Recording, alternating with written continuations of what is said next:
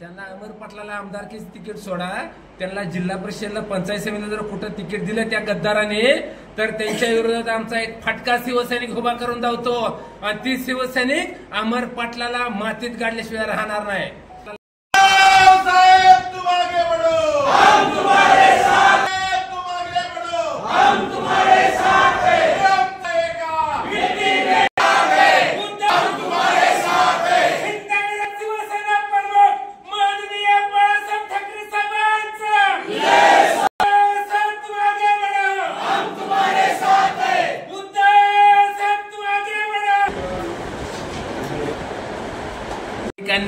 काँग्रेसला सळू की पळू करू सोडलं आणि उमेदवारी घेतली। उमेदवारी घेतल्यानंतर निवडणुकीत त्यांना प्रचार करता आला नाही। प्रचार यंत्रणा लावायला त्यांच्याकडे पैसे नव्हते, त्यांनी प्रचार यंत्रणा लावली नाही ती, म्हणून एवढ्या जोरात आपटले पडले ते।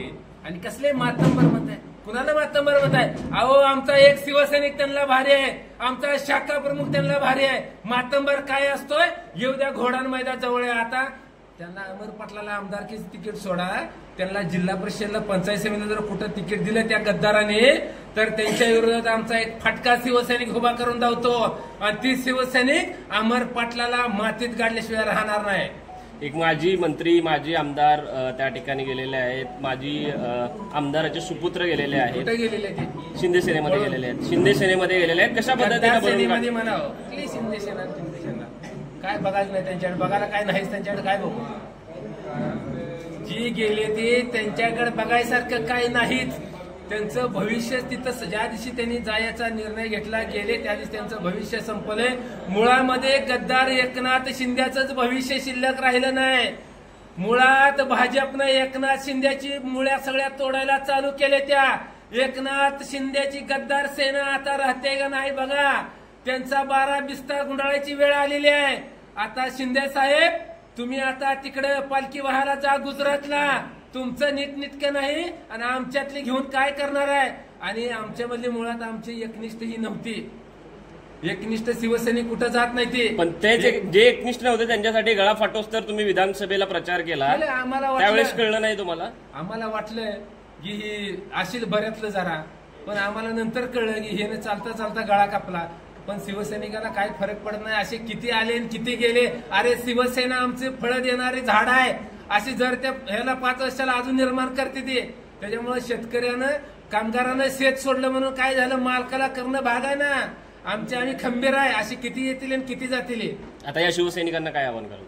आता शिवसैनिकाला आव्हान करत नाही, शिवसैनिकांनीच आव्हान केलंय या गद्दारांचं नामोनिशाण सोलापूर जिल्ह्यातून मिटवून टाकायचं।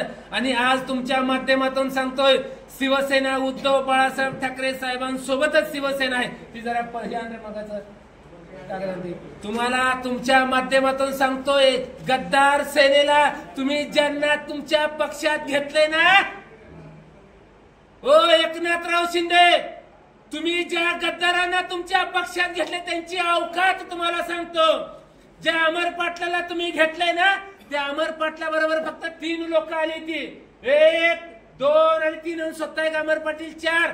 त्या अमर पाटलाच्या मतदारसंघात 57 शाखा आहेत, 57 शाखा प्रमुख मधला 1 शाखा प्रमुख फक्त अमर पाटला सोबत आहे। ही तुमची लायकी आहे, ही तुमची लायकी आहे। म्हणून सांगतोय शिवसेना उद्धव बाळासाहेब ठाकरे सगळे शाखा प्रमुख साहेबांसोबत आहेत, सगळे शिवसैनिक महिला आघाडी उद्धव साहेबांसोबत आहेत। आता शिवसैनिक पेटून कामाला लागलेला आहे। आता शिंदे सेनेचं आणि गद्दारांचं नामोनिशाण मिटल्याशिवाय आम्ही स्वस्त बसणार। आदित्य ठाकरे उद्धव ठाकरेंसोबत बोलणं काय झालं या घटनेनंतर? माननीय उद्धव साहेबांशी बोलणं झाले, आदित्य साहेबांशी बोलणं झाले, शिवसेना सचिव खासदार अनिल देसाई साहेबांचं बोलणं झालं, शिवसेना सचिव माननीय विनायकराव साहेबांचं बोलणं झालं, माननीय संजय राऊत साहेबांशी बोलणं झाले, वरिष्ठ सगळ्या नेत्यांशी बोलणं झालेलं आहे। मला या माध्यमातून एक वाईट वाटतंय अमर पाटलाचं। अमर पाटील एवढा कसा काय गद्दार निघाला? अरे तोंडावरनं तर दिसत नव्हतं की रे बाबा, तोंडावरनं तो दिसत नव्हता, एवढा साजूक तोंडाचा अमर पाटील. अरे तू चहा पाजला ना रे कधी शिवसैनिकांना?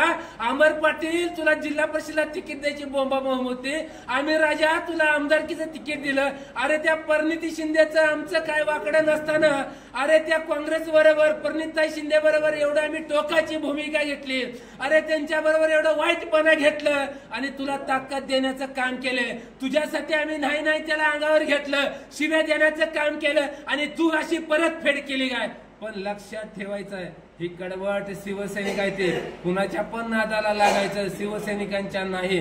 ज्या रस्त्यात शिवसैनिकांच्या तुम्ही आडवं याल त्याच रस्त्यात तुम्हाला गाडला जाईल, लक्षात ठेवा. फक्त अमर पाटलाबद्दल तुम्ही बोलताय.